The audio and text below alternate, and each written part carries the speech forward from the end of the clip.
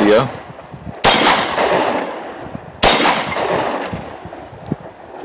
Love the smell of gunpowder in the morning, baby. Alright guys, Doomsday Brothers back here with another gun review. Today we got the HK USP 40. Nice little handgun.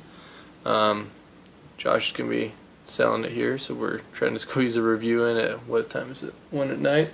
Yeah, it's a little late. Yeah, so we're going to get this done here, and hopefully it turns out alright for you guys. So here it is, HK USP 40. It's a pretty fly little handgun. I've enjoyed it a lot. Actually, today I just got done de-bluing the barrel here. I think it looks good with the stainless. Yeah. See it coming out the front there too. Let me show you all that it is indeed unloaded. Empty magazine. Nothing in there. So, gotta say, my first thoughts when I first held this pistol were that it was very ergonomic. Just felt like a quality gun, you know. The grip angle was really nice. The way everything fits into my hand, I just really like it. Overall quality, I mean, there's a lot of great lines in the design. Check it out there.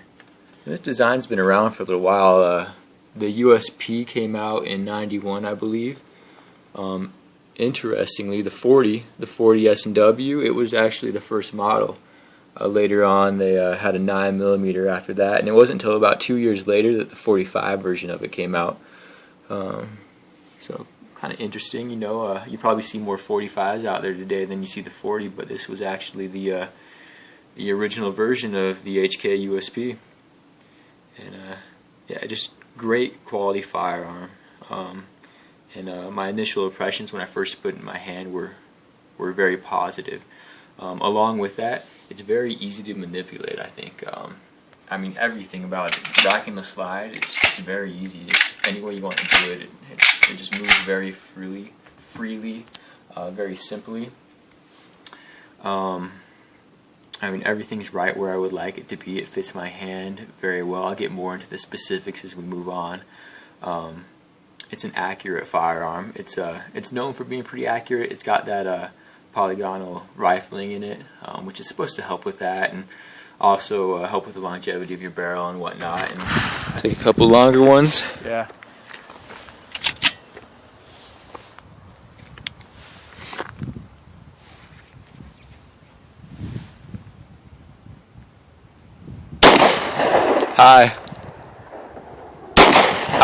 High and left. Left. Still left, huh? Oh yeah, you grazed it. There you go. Are you out? Yep. I only put 5 in there that time. Okay. Figured I'd shoot till I hit one. Here we go. Josh with the USP 40. Gonna take a couple longer shots down here. Try some hollow points this time. Oh, okay. See what it does to that little 2-liter down there. If he hits it. Yeah, we'll see. I bet he doesn't. What is that? That's 50? Yep, 5 feet in front of 50. You're not shooting at 50.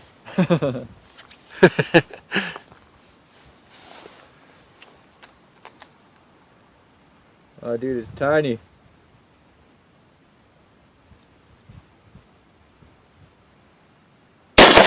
Oh, you're lucky. Oh, baby! You're lucky. Stop humping. You're gay. Just saying. Nailed it. Trigger. I like the trigger in this weapon a lot. As far as stock triggers go, I've got to give this thing an A+. In single action, it's a 4.5 pound trigger, which is actually quite light. I think, you know, most stock triggers in a pistol of this size, this variant, I mean, they're usually coming in around 6 pounds, if I were to guess. So this thing's a little bit lighter, which I like. Helps me to keep my sight picture all put together as I'm pulling the trigger. On the other hand, the single action trigger, it's quite heavy and quite long. It's 11.5 pounds, so that thing's a bugger to pull back. Yeah, one thing I noticed about this trigger, that takes some effort compared to the single action. Yeah, last time we were out shooting this, I had my FNS 40 out with us, and I mean, obviously F&S is a striker fired, and this is double action, single action, so it's going to be different. But this seemed to pull, like, the actual where the trigger broke was further back towards your palm, further back into your hand. I don't know if you noticed that at all, but just kind of one thing I made note of when we were shooting it. Yeah, definitely. So yeah, I mean, but overall, I'd give that trigger on this thing, I give it a good score. I really enjoy the trigger on it as far as stock triggers are. It is a little bit loose when it's in single action, but you know right where it stops. It's easy to read, and it breaks real cleanly. And reset on it, not bad at all. So nice trigger for a stock pistol. It's also got a nice oversized trigger guard along with it, so if you like shooting with gloves, if it's cold out or whatever, I mean, that's a great positive there. I was shooting it with my gloves on last time I went out, and I mean, there's no problem getting even thicker padded gloves in there. Not a problem at all, and I like that. There's no reason in my opinion not to have a decent sized trigger guard. Let's see, what else do I like some of these positives and so slide release. About pretty much most of that stuff now. Yeah, so moving on to the slide release here. Honestly, I think that this slide release is probably my favorite of any pistol. I really like it a lot. Most pistols, the slide stop here, slide stop, slide release, whatever you want to call it, usually the whole slide stop itself moves up into the groove and stops it. On the USP, it's just got a little notch there that you can see at the top that catches the slide. Can you get that in the light there? There we go. Yeah, right there. And the reason I like that so much is when you want to release it, it takes a lot less pressure. I mean, it's real light. Just watch this here. I mean, that's without a round in it. It's usually a little bit easier to drop a slide with a bullet in the chamber. But this one, I mean, not a problem at all whatsoever. I really like it a lot. In addition to that, I don't have to move my hand at all. I can take my normal grip, and it's right there. Yeah. Like most handguns, maybe not most, but a lot of handguns, I mean, I really have to loosen up my grip to get up to where they are. This one, it's right there already, right when I have my grip, and it's very easy to use your strong hand if you're doing single hand shooting, if you don't have that offhand to help you out, to drop that slide and get ready to fire again. I really do like that slide release a lot. That is, I mean, for us, it's right where you'd want it to be. I'd say we have, I mean, our hands are a little bit on the bigger side, so some guys that might have smaller hands might not be able to reach out without readjusting, so that might be a little bit of a subjective thing. But yeah, definitely. Besides that, still, I mean, withstanding that, it is really easy to manipulate.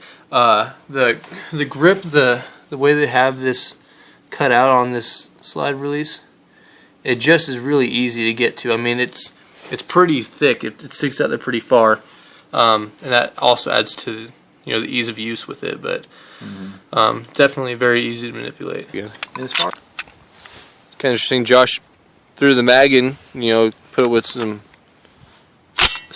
Huh? Are you sure you're not hitting it with your thumb? Did you see? I kept my thumb right there to make sure. I'll do it one more time. Okay. Thumb out of the way. Oh, I didn't hit it as hard that time. Huh. That's not a feature of the gun. No. Well, I'll just shoot it. Safety on.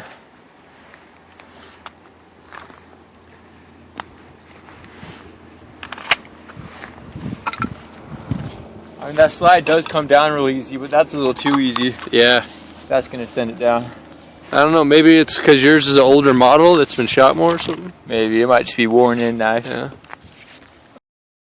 Those dimensions, it does have a few things that stick out a little bit farther on it, but overall it's a pretty slim pistol. It doesn't look that slim, but when you compare it to other similar models, like even that FNS that we were messing around with the other day, this thing was I think almost a 1/4 inch thinner. The width on it's 1.26, which is fairly thin for a full-size pistol, comparing it to other similar models.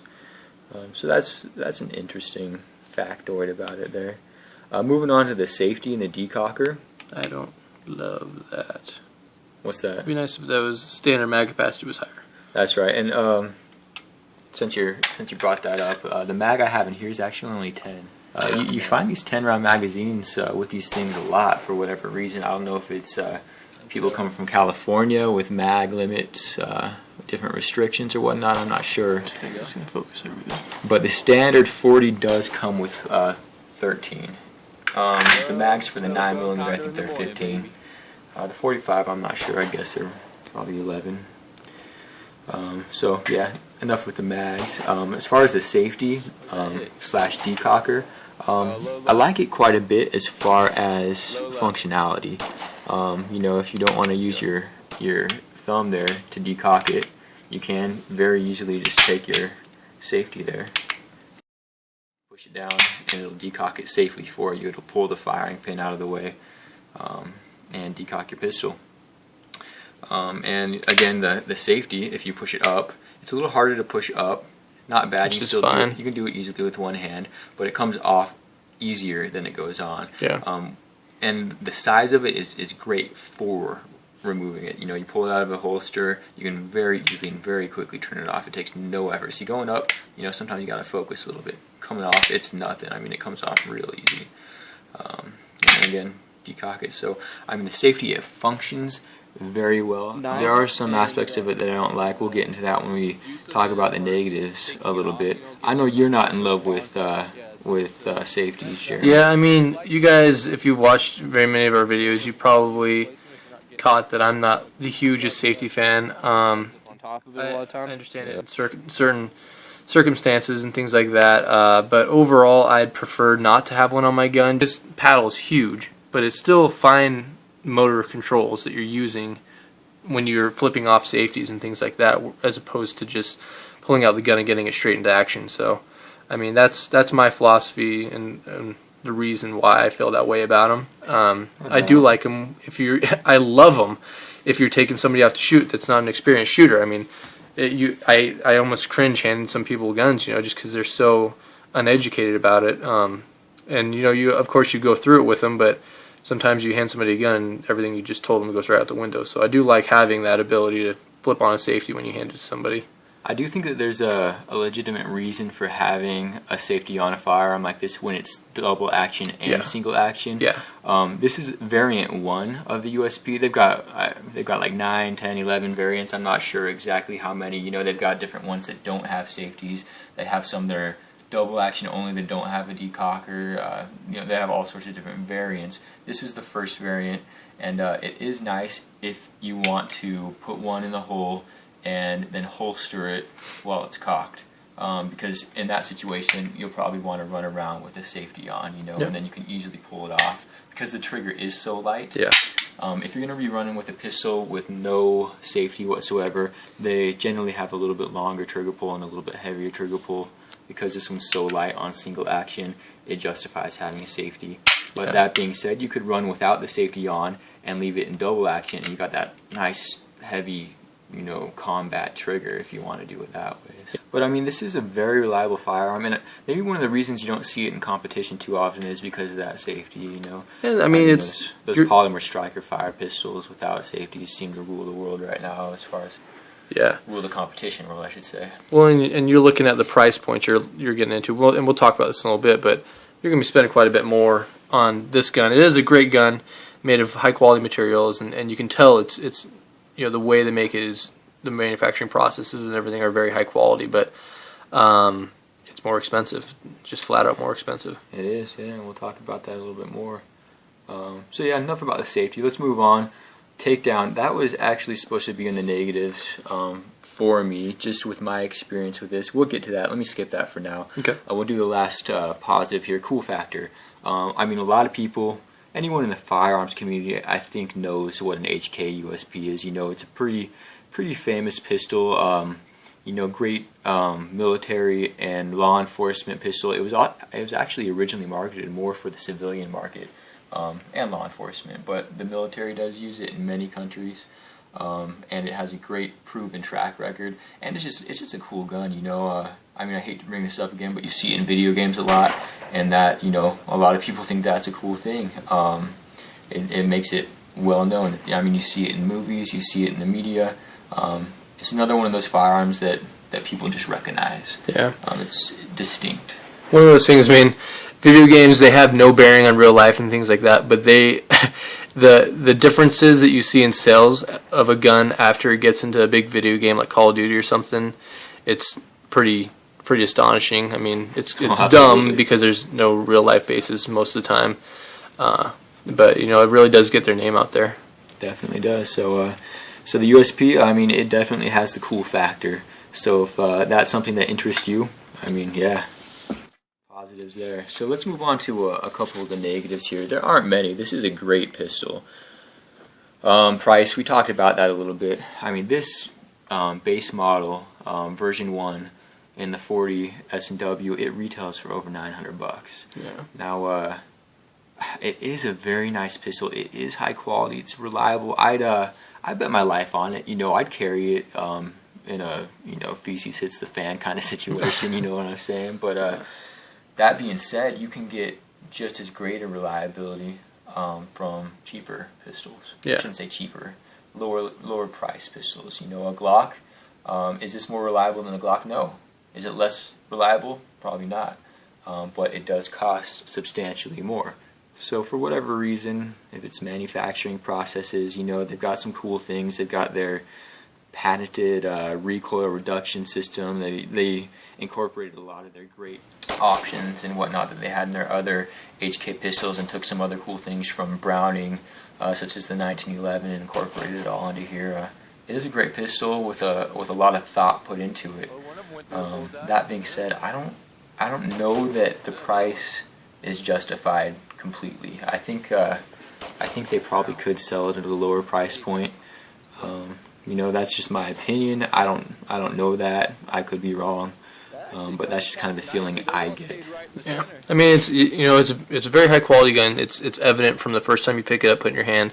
Feels great in the hand. It is a little bit heavy, but you know, that weight also does feel kind of good as long as you're not trying to sing around all over the place. But it's not bad at all. It's not bad. I mean, you got a polymer frame and stuff on it, so that's not too bad. But yeah, I can't.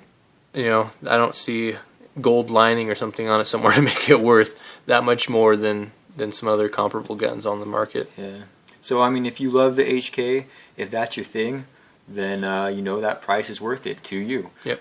If you don't have any particular reason to be buying an HK, if you know another model of similar firearm will fit your needs just as well, that may be a better option for you because you will save some cash. You know, get some extra accessories for it, buy a light for it. You know, whatever it is. Mm-hmm. So yeah.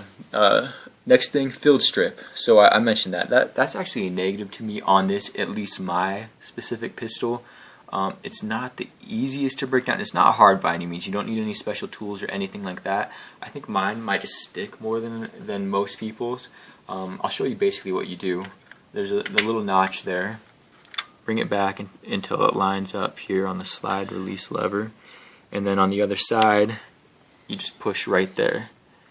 So you push it, and it starts coming forward a little bit, and from there, you can kind of grab on and wiggle it out. And see, this is where I say it's a negative. It just takes a little too much effort. You know, it's mostly out now, and there it is, it's out. But more effort than I'd like it to take. You know, other models, other pistols today, you know, can be very simple. I mean, you can take them down in a second. And if I practice that, I'm sure I could get it out a little bit quicker, but it will never be easy. You know, my fingers are stinging a little bit after pulling on it that hard. And maybe mine's just a little more stiff than other people's. After that, it's pretty straightforward and simple. You know, you have your recoil spring, guide rod, and barrel. They all come out just like, you know, most other polymer-based pistols. No big thing there. Nothing too different. Simple from that point on, but I just like to see the initial takedown a little easier. It's just, I mean, when you compare it to something like Glock or XD or this or that, you know, there's better ways to have it done. Yeah, it's just a little more effort. It goes back together really easy. Yeah. I will give it that. You know, no Very simple. problems there at all. But you know, a little bit harder than I'd like it to be. Not a real issue, and if you practice it, I'm sure you could do it a lot faster than I can. Moving on, the mounting grooves. It's cool. You can put some lights on there, other accessories.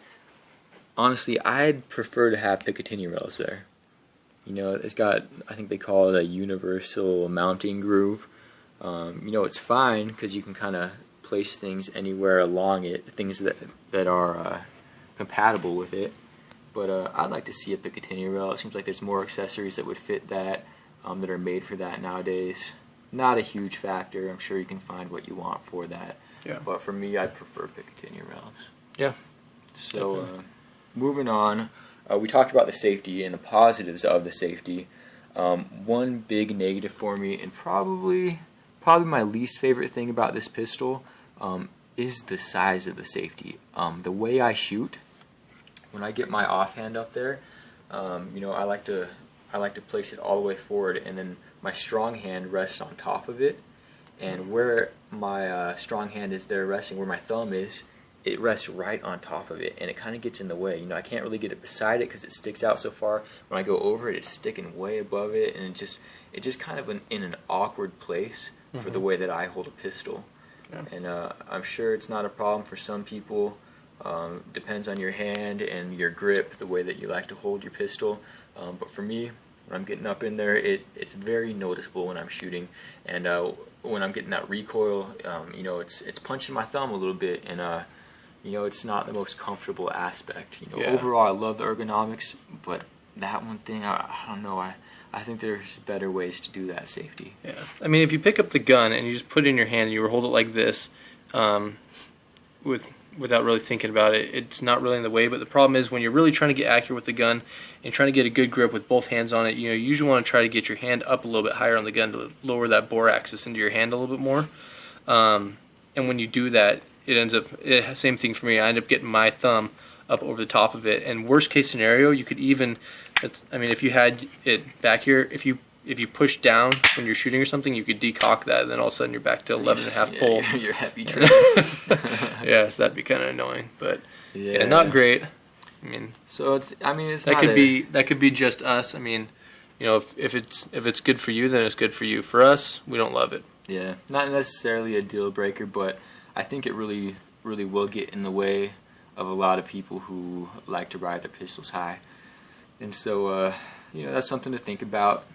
Besides that, you know, the slide release, it doesn't get in the way at all. It's a little bit more trim. It doesn't stick out quite as far, and it's in a little bit better location, at least for us. Yeah, no complaints about that there. Yeah. Last thing on my negatives that I wrote down there, European mag release.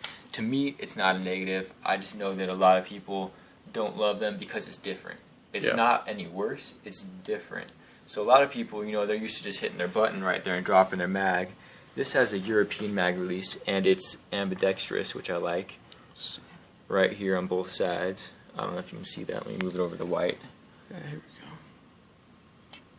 we go. And for those of you who don't know how those function, you pull down on the lever, and it pops the mag out. Let me get my hand out of the way. The mags release very freely in this pistol. I like them a lot. Yeah. And they pop right out when you need to do a mag change. Go right back in with minimal effort. And the nice thing about these European mag releases for me, I can easily manipulate it with my thumb and drop it.